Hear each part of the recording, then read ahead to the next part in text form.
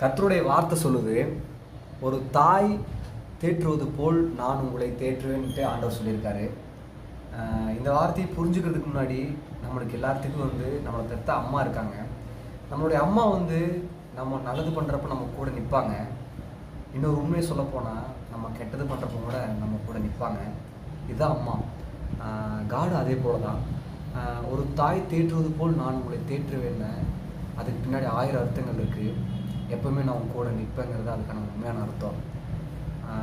ஒரு தாயை விட அதிகமாக அன்பு காட்டுற ஒரு தெய்வம்னா அது பரிசுத்த ஆவியானவர் தான். ஏன்னா ஃபஸ்ட்டு தாயோட அன்புன்னா என்னென்னு தெரிஞ்சுக்கிறப்ப தான் தாயை விட மேலான அன்பு என்னங்கிறத நம்மளால் புரிஞ்சுக்க முடியும்.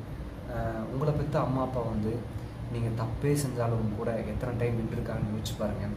அதே போல தான் இதெல்லாம் நம்ம புரிஞ்சுக்கிறப்போ காட் சொல்கிறாரு, நான் தாயை விட மேலான மேலே அன்பு வச்சுருக்க தெய்வங்கிறத புரிஞ்சுக்கன்னு சொல்கிறாரு. இந்த வார்த்தை உங்களுக்கு ஆசீர்வாதமாக இருக்குன்னு நான் நம்புகிறேன். கர்த்தருடைய அன்பை புரிஞ்சுக்கிறதுக்கு முன்னாடி நம்ம பெற்றவங்களுடைய அன்பு என்னங்கிறத நம்ம புரிஞ்சுக்கணும். அப்போ தான் அதை விட அதிகமான அன்பை நம்மளால் புரிஞ்சுக்க முடியும். கர்த்தர் உங்களை ஆசீர்வதிப்பாராக. ஆமென். தேங்க்யூ.